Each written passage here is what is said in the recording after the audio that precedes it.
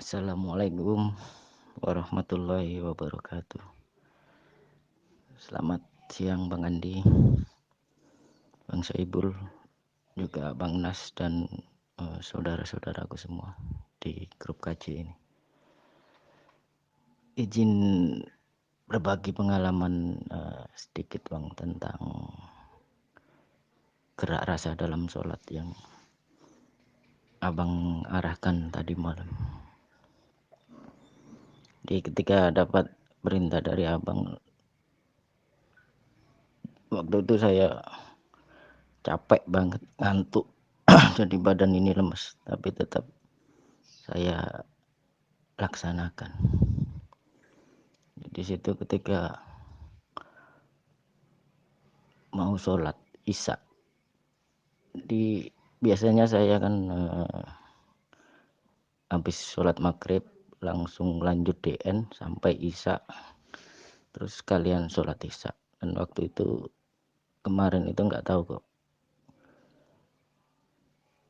sebelum isya sudah berhenti, terus jadi nggak langsung sholat isya karena belum adzan. Ternyata malamnya itu baru isya saya. Di situ waktu berdiri niat sholat,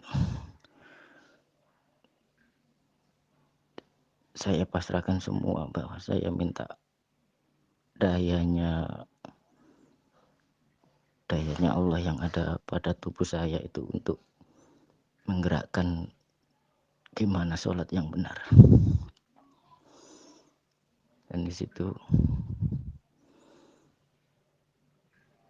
setelah niat saya konsentrasi, nyambung kesadaran kepada Allah. Di situ langsung beberapa detik tangan langsung bergerak sendiri untuk mengucap takbir. Begitu mengangkat tangan, ucapan Allahu Akbar itu langsung ditampakkan semua bahwa besarnya alam semesta itu tampak semua. Di situ saya hanya seperti debu dan tidak terlihat sama sekali. Yang nampaknya kebesaran Allah, yaitu semua alam semesta ditampakkan.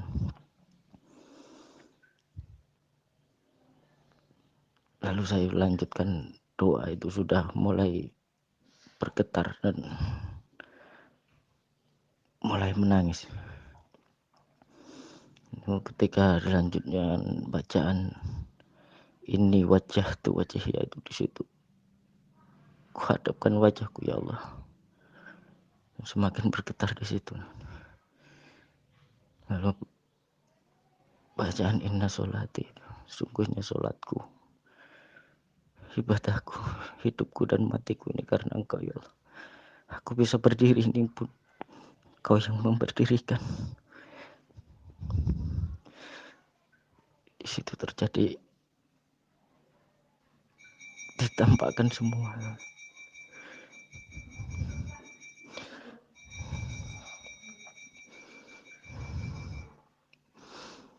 Selama ini pengakuan bahwa saya yang bisa sholat ditampakkan semua di situ.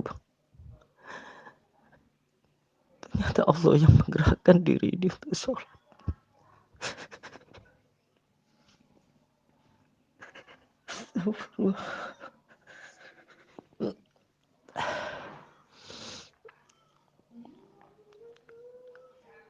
Lalu dilanjutkan dengan ketika membaca Fatihah dalam bacaan Ar-Rahmanir-Rahim. Di situ tampak kasih sayang Allah yang telah diberikan kepada saya. Ketika saya bela, Allah telah meluruskan saya.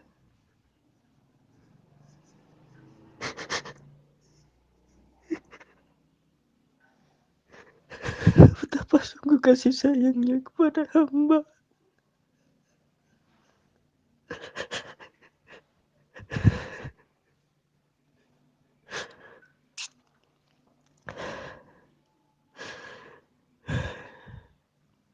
Dan di dalam bacaan surat pendek pun begitu, sangat jelas Ketika itu saya membaca Al-Ikhlas, itu dinampakkan bahwa selama ini saya menyembah berhala-berhala yang bukan selain Allah. Saya menyembah pekerjaan saya. Ada istri saya itu pun juga berhala bagi saya.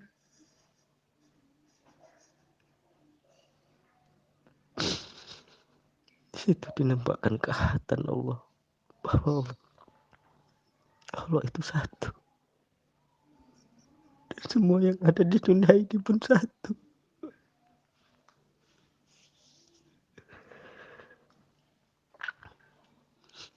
Dan daya yang paling terasa ketika sujud, ketika menyebut Subhanallah, Subhanallah Rabbil A'la, Maha suci Engkau ya Allah, Maha tinggi. Situ saya merasa tidak ada apa-apanya.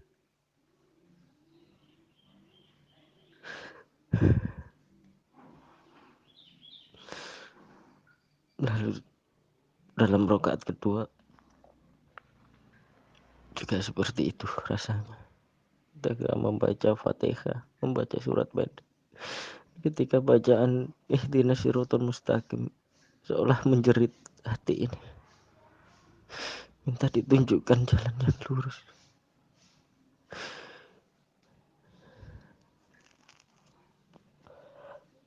Saya nggak menghitung berapa anehnya di situ itu. Ketika bacaan Fatihah sampai pada Ar-Rahmanir-Rahim, ditampakkan semua kebesaran dan maha kasih sayang. Di situ itu pun nggak ada yang ketinggalan dalam bacaan itu, meskipun lama sekali, dan di situ langsung dilanjutkan dengan Maliki Yaumiddin. Jadi tidak ada bacaan yang tertinggal. Bacaan yang terasa itu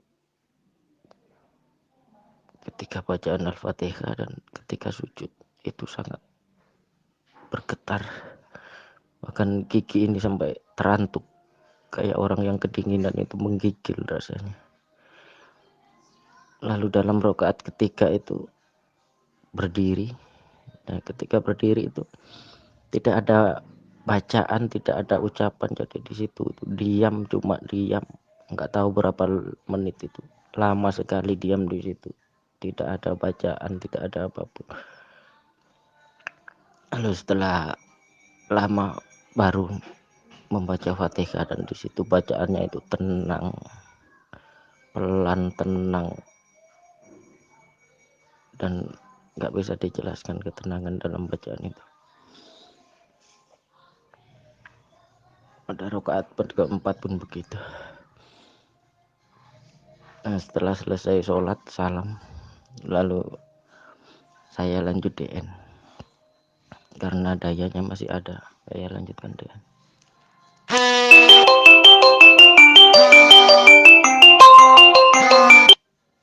Dan di situ ketika baru DN itu sudah terasa tenang, damai, enak. Sudah nafas itu langsung halus, tidak ada nafas yang tersengal-sengal, itu tidak ada. Dan ketika dalam DN itu saya melihat Bang Andi di depan saya, tetapi berhadapan dengan saya, tetapi tidak lurus, jadi agak ke kiri. Bang Andi itu duduk di depan saya agak ke kiri dan membawa seperti parabola atau seperti antena lah, macam antena itu yang seperti membetulkan antena itu. Nah, di situ itu Bang Andi ngomong ke saya, tapi saya nggak mendengarkan apa yang dia omongin, itu nggak saya dengarkan karena saya fokus lurus ke Allah. Jadi agak lama juga Bang Andi ngomongnya itu, cuma saya tidak mendengarkan dan tidak mengerti yang diucapkan. Lalu saya mohon kepada Allah, ya Allah Bu, bukan ini yang saya inginkan ya Allah, saya hanya ingin lurus kepada. Di situ seperti langsung hilang Bang Andi, langsung seperti yut, jadi seperti apa ya, shoot gitu Bang, jadi langsung seperti hilang. Saya itu seperti hilang, dan di situ itu tampak saya itu seperti saya itu sendirian di situ tuh, jadi tidak ada siapa-siapa, tidak nampak apa-apa, saya itu sendirian.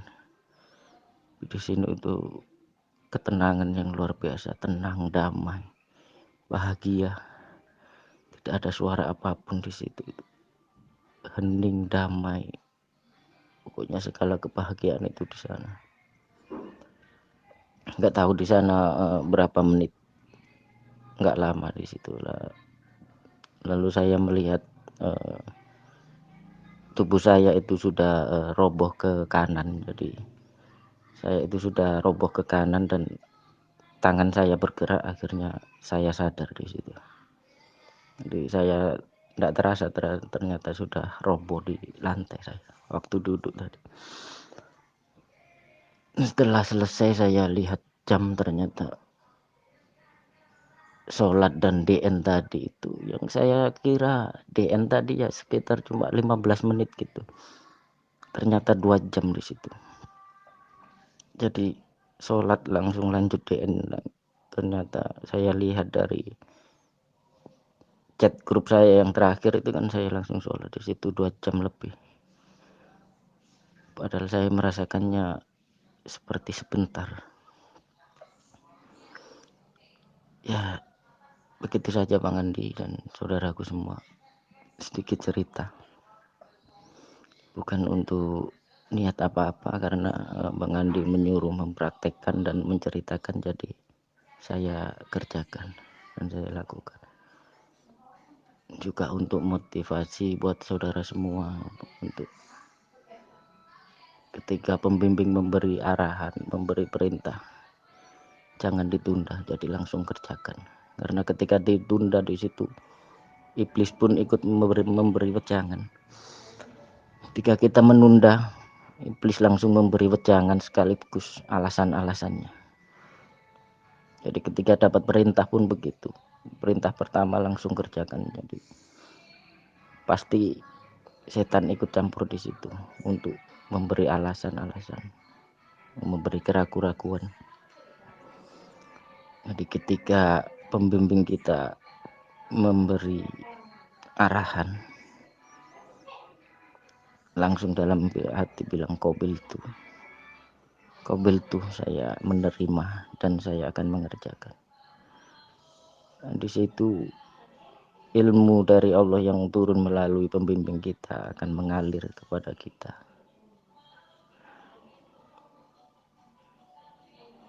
Jadi sebelum bisikan-bisikan negatif ikut campur, segera dilaksanakan. Nah, sekian dari saya, karena mau izin kerja ini tadi habis mandi langsung buat audio, karena nanti kalau sudah di kerjaan, sudah jualan, nggak bisa bikin audio seperti ini. Terima kasih banyak Bang Andi atas arahan dan bimbingannya. Semoga Bang Andi, Bang Soebul, juga Bang Nas, para pembimbing-pembimbing kita selalu diberi kekuatan, selalu disehatkan sama Allah, agar terus bisa membimbing kita semua di sini. Kita di sini masih sangat-sangat membutuhkan panjenengan semua, Bang Andi, Bang Soebul. Terima kasih atas semuanya, saudaraku semua. Assalamualaikum warahmatullahi wabarakatuh. Waalaikumsalam warahmatullahi wabarakatuh. Alhamdulillah wa syukurillah. Semoga kiranya pengalaman dari Pak Kilwa ini memberikan motivasi bagi kita semua di sini dan menjadikan diri ini lebih dekat lagi kepada Allah. Jadi apa-apa yang dirasakan oleh Pak Kilwa adalah benar adanya, insya Allah. karena beberapa dari saudara-saudara kita yang tergabung dalam Zikir Nafas Kesadaran Jiwa ini sudah ada beberapa penyaksian-penyaksian ataupun pengakuan ketika melaksanakan sholat dengan kesadaran ini. Memang itulah sejatinya sholat, di mana kita ini disolatkan, kita ini dijikirkan, kita ini dimampukan. Makanya kemarin di video saya itu, sudah benarkah apa yang kita ucapkan? Sudah benarkah janji kita kepada Allah? Inna sholati wa nusuki wa mahyaya wa mamati lillahi rabbil alamin. Sholatmu, sholat yang bagaimana? Apakah sholat dengan gerakan-gerakan semata ataukah dengan kesadaran? Ketika kita menyadarin hakikat sholat itu, maka jiwa itu pun mulai bereaksi. Jiwa itu tak akan mampu melihat, tak akan mampu merasakan getaran-getaran energi itu. Sehingga kadang-kadang kita sholat pun sampai bisa menangis. Bagaimana kita bisa menghadap yang maha suci sementara diri kita merasa kotor? Bagaimana kita mengakui Allah itu esa? Seperti halnya kita bersahadat, asyhadu alla ilaha illallah. Tapi nyatanya di dalam diri kita ini masih banyak Tuhan-Tuhan lain.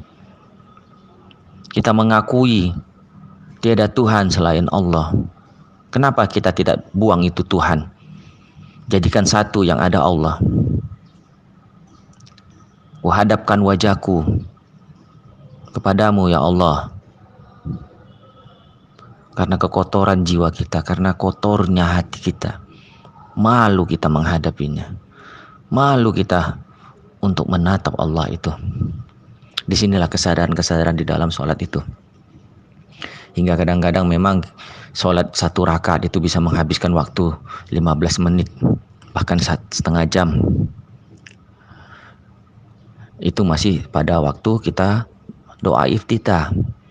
Bagaimana merasakan gerakan-gerakan itu yang kita digerakkan dengan sangat-sangat lembutnya, sangat-sangat halusnya. Membaca dengan Bismillahirrahmanirrahim. Dengan namamu ya Allah. Kemudian masuk ke Al-Fatihahnya, yang dimana 3 untuk Allah, 3 untuk kita, dan 1 untuk kita, dan 1 untuk Allah. Ini hakikat Al-Fatihah. Di situ saja kita berbicara kepada Allah. Kita mau minta kepada Allah, Allah menjawab. Pernahkah kita sadarin itu? Dirukukkan kita, kemudian berdirikan lagi, kemudian disujudkan lagi. Pernahkah kita sadarin bahasanya kehidupan kita pun seperti itu? Dari tiada menjadi ada, kemudian ditiadakan lagi, lalu diadakan lagi. Begitulah gerakan-gerakan sujud, rukuk, i'tidal. Begitu juga anasir-anasir yang ada di dalam diri kita. Sadarkah kita itu? Jadi sholat dengan kesadaran itu ya, sholat dengan rasa. Diberikan rasa kepada kita. Ditundukkan ego kita. Ditunjukkan semua kesalahan kita. Siapa kita sebenarnya? Kadang-kadang kita di luar sana suka ngomong, kamu belum tahu siapa saya. Engkau belum tahu siapa aku. Itulah dengan congkaknya, dengan egonya kita bisa berkata seperti itu. Ketika kita hadapkan wajah kita kepada wajah Allah, sanggup kita berkata seperti itu. Disujudkan. Apapun pangkatmu, apapun jabatanmu, apapun yang engkau kuasai, engkau wajib tunduk, kata Allah. Di dalam sujudmu itu, di dalam sujud kita. Pernahkah kita rasakan seperti itu? Duduk i'tidal, bermohon, berdoa.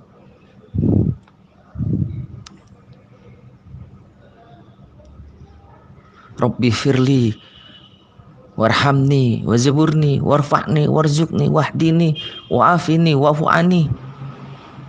Memelas kita, bermohon kita kepada Allah. Hingga akhirnya kita duduk di antara dua sujud hingga salam memberikan kepada siapa dan yang memberikan salam itu siapa. Inilah sholat dengan kesadaran. Jadi semua gerakan itu kita sadari, bukan lagi kita yang bergerak. Napas itu kita sadari bukan lagi napas yang menapas, bukan lagi kita yang bernapas, tetapi kita dinapasin. Bacaan-bacaan sholat itu secara otomatis berganti-ganti sesuai dengan rukunnya. Inilah suatu pengalaman yang harus kita buktikan sendiri. Jadi tidak hanya bercerita tentang kehidupan di alam dunia, tetapi lelaku spiritual yang kita jalani dan kita rasakan sendiri. Semoga kiranya apa-apa yang pernah kita dapatkan di grup ini menjadi suatu pemahaman, menjadi suatu ilmu yang bermanfaat, ilmu jariah bagi yang memberikannya, dan semoga kita semua selalu dalam lindungannya. Itu saja yang bisa saya tanggapin, itu saja yang bisa saya sampaikan. Lebih kurang mohon maaf.